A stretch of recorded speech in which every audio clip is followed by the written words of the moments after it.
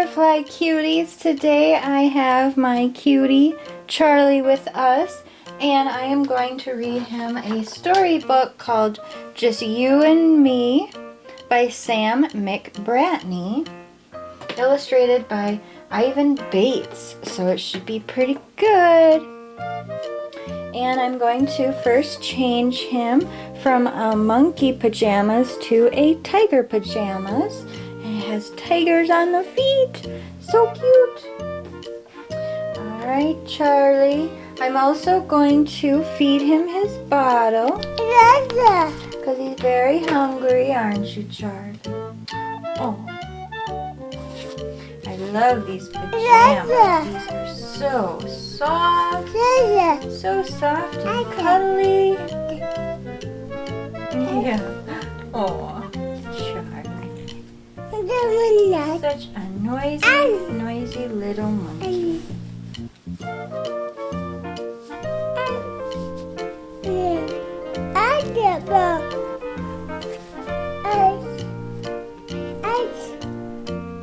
Oh boy, you sure do have a lot to say tonight, don't you?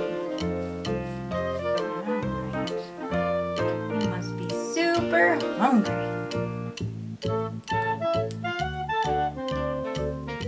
It's been a whole 3 hours since the last time I fetched you. Cranky baby. Oh.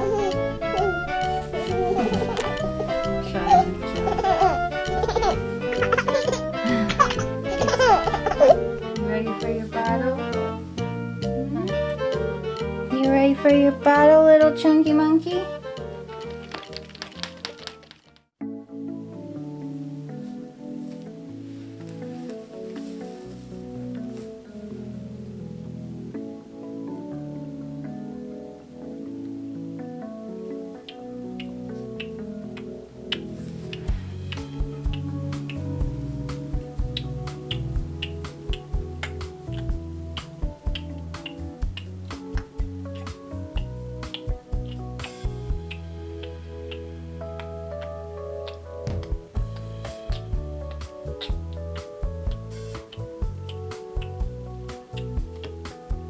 Hey, quit spitting out your bottle.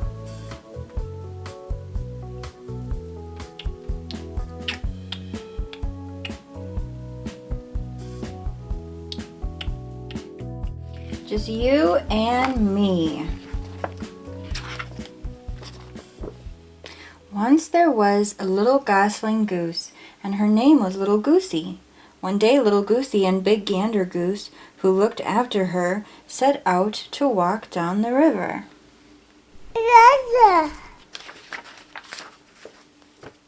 They hadn't gone far when the wind began to blow. Gander Goose looked up at the dark clouds racing across the sky and said, "A storm is coming. We'd better find a place to hide."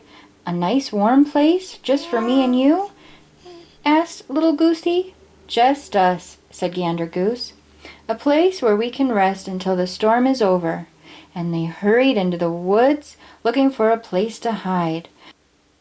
"Will there be thunder when the storm comes?" asked Little Goosey.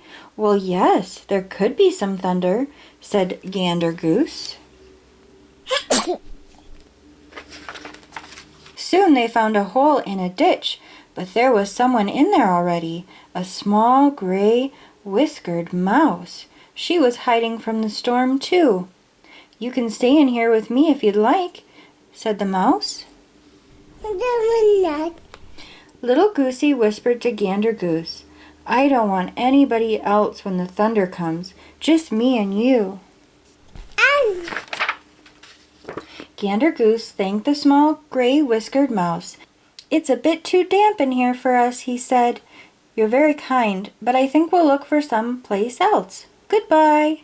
When the other two had gone, the mouse saw some wet moss growing up the walls. "It is a bit damp in here," she thought to herself. "I'll look for a better place, too."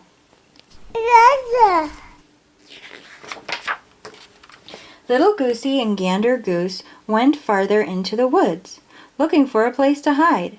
They found a hole among the roots of a tall tree, but there was someone in there already, "A squirrel with a high, proud tail. Would you like to stay in here with me?" said the squirrel. Little Goosey whispered to Gander Goose, "But I don't want anybody else, just me and you." Gander Goose thanked the squirrel with the high, proud tail. "I can see daylight above our heads," he said. "You're very kind, but I think we'll look for someplace else. Goodbye." When the other two had gone, the squirrel looked up and saw the sky through the trunk of the hollow tree. "The rain could easily run in through that hole," he thought to himself. "I'll try to find a better place, too." Little Goosey and Gander Goose ventured farther into the woods. They found an interesting cave among the rocks, but a rabbit with furry ears had found it before them. "We could all stay here together if you'd like," said the rabbit. Little Goosey nestled into the soft feathers of Gander Goose and said quietly, "I don't want there to be anybody else when the thunder comes, just me and you." Gander Goose thanked the rabbit with the furry ears. "There are too many stones in here for us," he said. "You're very kind, but I think we'll look for someplace else. Goodbye." When the other two had gone, the rabbit couldn't find a space to lie down comfortably. "It is too stony in here," she thought to herself. "I'll look for a better place, too." Little Goosey was beginning to feel tired after all that searching for a place to hide, but then they found a hole behind a bush at the bottom of a hill. "This looks like a good place to be out of this storm," said Gander Goose, "and there's no one here." "Just us," yawned Little Goosey. She made a tunnel under some blown-in leaves so that she wouldn't hear the thunder if it came, and she lay down to sleep. Aww. The storm arrived. A great wind blew through the trees and the rain came down. In the fields and in the woods no one could be seen, for they were all hiding from the storm. Scary. The dark clouds passed over, the wind died down, and soon the skies were clear again. Little Goosey blinked in the ray of sunlight shining into the hole. Then she heard someone behind her. "This was a good place to hide from the storm," said the small gray whiskered mouse. "It was," agreed the squirrel with the high proud tail. "A very good place to hide from the storm," said the rabbit with the furry ears. The mouse, the squirrel, the rabbit waved goodbye and then ran off into the woods. "This was a good place to hide from the storm," Little Goosey laughed. "For all of us." Gander Goose looked out of the tree, still dripping after all the rain. "And now I think we'll walk down to the river," he said. "Just us?" asked Little Goosey. Gander Goose smiled and said, "Just you and me." Do-do-do-do-do. The end. Oh, well, what a very cute story, Charlie. Well, thank you guys so much for watching this video. Charlie and I have a special question to ask you. Did you have a special cuddle toy when you were just a little kid, like a teddy bear or a baby doll or a special blanket? You'll have to let us know in the comments down below, and make sure to like, comment, sub, and share, and take care. Bye!